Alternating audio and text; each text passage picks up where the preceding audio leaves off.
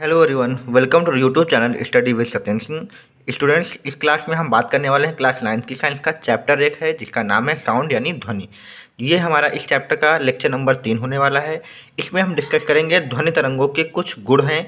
जैसे इसका गुण का नाम बताएं तो आपका होगा संपीडन और विरलन। ठीक है, तो ध्वनि तरंगों के दो अभिलाक्षणी गुण हैं, एक संपीडन है, दूसरा विरलन है। तो संपीडन और विरलन क्या होते हैं, इन्हीं को हम यहाँ पे डिस्कस करने वाले हैं। तो चलिए बिना देरी के वीडियो को हम स्टार्ट करते हैं।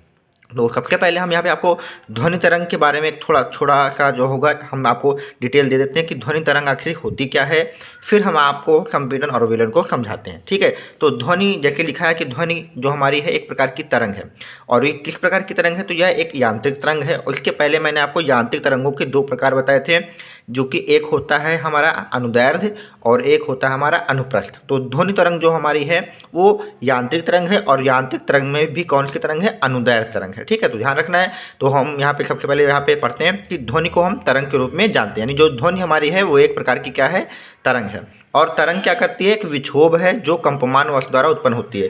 ध्वनि एक तरंग है और इसमें जो तरंग का जो विक्षोभ होता है वो क्या होता है, किसी भी कोई कंपन करने वाली वस्तु के द्वारा उत्पन्न होती है।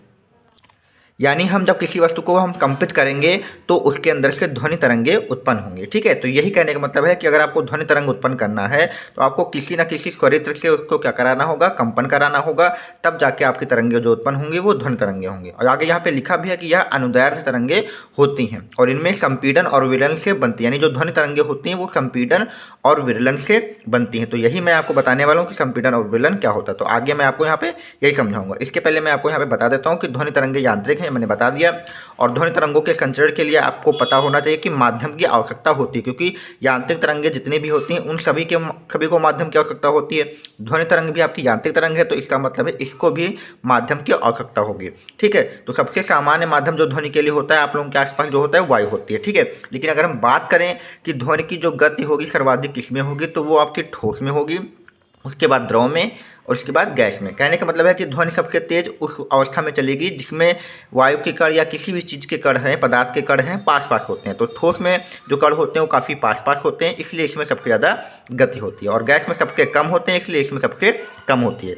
ठीक है, तो मैंने आपको यहाँ पे ध्वनि तरंग के बारे में बता दिया। अब हम इनके गुण संपीडन और विलयन के बारे में बात करते हैं और विलन को। तो संपीडन और विलन को समझने से पहले आप एक बात समझ लीजिए कि कोई भी जो स्वरित्र, जैसे मान लीजिए देखिए आप चिमटा टाइप का समझ सकते हैं, इसको जब हम एक दूसरे में दबाएंगे तो यहाँ से हमारी कुछ तरंगे चलेंगी, और जो तरंगे होती हैं वो माध्यम के कणों में कंपन उत्पन्न करती हैं, जिससे उनके अंदर क्या होती है, एक प्रकार की गतिज ऊर्जा आती है। और वह ऊर्जा पाकर जो कण होते हैं माध्यम के वो गति करते हैं, और गति करते हुए वे कण अपनी कुछ ऊर्जा आगे वाले कणों को देते हैं और उनको ऊर्जा मिल जाती है, तो फिर वो भी गति करते हैं और वो कण अपने आगे वाले को ऊर्जा देते हैं। इसी प्रकार से वे सब एक दूसरे को ऊर्जा देते जाते हैं और वो सभी कण जो होते हैं आपस में ऊर्जा प्रदान करके आगे बढ़ते जाते हैं। तो जो ध्वनि तरंग हमारे कानों तक पहुंचती है वो वायु के कण या किसी माध्यम के कणों की गति के कारण पहुंचती है। ठीक है, तो स्वरित्र से हम कंपन कराते हैं, कंपन से एक गतिज ऊर्जा उत्पन्न होती है जो कणों में जाती है, और वो कण अपने आगे वाले कण को ऊर्जा देते हैं और फिर वो अगला कण अपने आगे वाले कण को ऊर्जा कर देगी। इसी प्रकार से ये आगे बढ़ते जाते हैं। ठीक है, तो हमारा यहाँ पे समझ में आ गया कि ध्वनि क्या होती है, और उन्हीं में जो होगा एक संपीडन होगा, एक विरलन होगा। ठीक है, तो मैं आपको पढ़ के बताता हूँ। तो ध्वनि तरंगे आपकी अनुदैर्ध्य तरंगे हैं। जब एक वस्तु कंपन करती है तब अपने आसपास की वायु को संपीडित करती है, यानी जब भी वो कंपन करेगी तो अपने आसपास की वायु यानी वायु के जो कण होंगे उनको संपीडित करेगी, मतलब उन पर एक प्रकार का बल लगाएगी।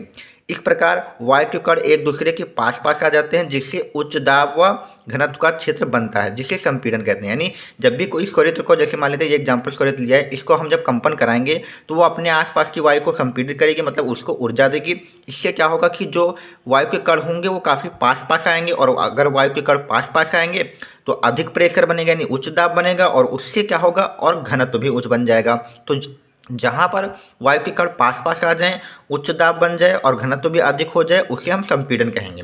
और जहाँ पर वायु के कण काफ़ी दूर दूर हो जाए, निम्न दाब रहे और घनत्व कम हो तो उसे हम विरलन कहते हैं। ठीक है, इस चित्र से आप समझ सकते हैं। मान लीजिए ये एक हमारा स्वरित्र है, इससे हमने कंपन कराया, तो यहाँ पर देखिए कि ये जो मान लेते हैं जो हमने रेड कलर से दिखाया है, ये वायु के कण हैं जो कि काफ़ी पास पास हैं। तो जहाँ पर वायु के कण काफ़ी पास पास हो जाए, घनत्व अधिक हो जाए, दाब उच्च हो जाए, उसे हम संपीड़न यानी सी से लिखते हैं, जहाँ पे कंप्रेशन मतलब है सी का। और जहाँ पर वायु के कण काफ़ी दूर दूर हो, जैसे हमने ब्लू पेन से बनाया हुआ है, तो इस क्षेत्र को हम विरलन कहते हैं। इसमें वायु के कण दूर दूर होते हैं, दाब भी कम होता है और हमारा घनत्व भी कम होता है, तो इस क्षेत्र को विरलन कहते हैं। फिर इसके बाद एक संपीड़न बनेगा जिसमें वायु के कण अधिक पास पास होंगे, उच्च दाब होगा। फिर एक हमारा यहाँ पे विरलन बनेगा जिसमें वायु के कण दूर दूर होंगे। तो संपीड़न और विरलन काफ़ी आसान है, ये आपके ध्वनि तरंगों की एक अभिलाक्षणिक गुण है। ठीक है, ध्यान रखना है कि जब भी कोई स्वरित्र को हम कंपन कराएंगे तो माध्यम के कण जहाँ पर पास पास आ जाएं वहाँ पर उच्च दाब बन जाएगा, उसे हम संपीड़न कहेंगे। और जहाँ पर माध्यम के कण दूर दूर हो जाए, निम्न दाब बन जाए, निम्न घनत्व हो, तो उसे विरलन कहेंगे। ठीक है, तो ये आप फिगर हो गया। अब आप यहाँ पे नीचे विरलन की परिभाषा भी देख सकते हैं। तो विरलन में ये लिखा हुआ है कि यह अनुदैर्ध्य तरंग का वह क्षेत्र है जहाँ पर वायु के कण एक दूसरे से दूर हो जाते हैं, यानी दूर दूर हो जाते हैं, जिससे निम्न दाब बनता है और निम्न घनत्व बनता है, जिसे हम विरलन कहते हैं। इसे आर से लिखना है। ठीक है, तो इसी में हमने संपीड़न और विरलन को समझ लिया है। उम्मीद करता हूँ आप सभी को अच्छे से क्लियर हुआ होगा। नेक्स्ट वीडियो में हम ध्वनि तरंगों के कुछ और प्रॉपर्टी होंगे, उनको हम डिस्कस करेंगे।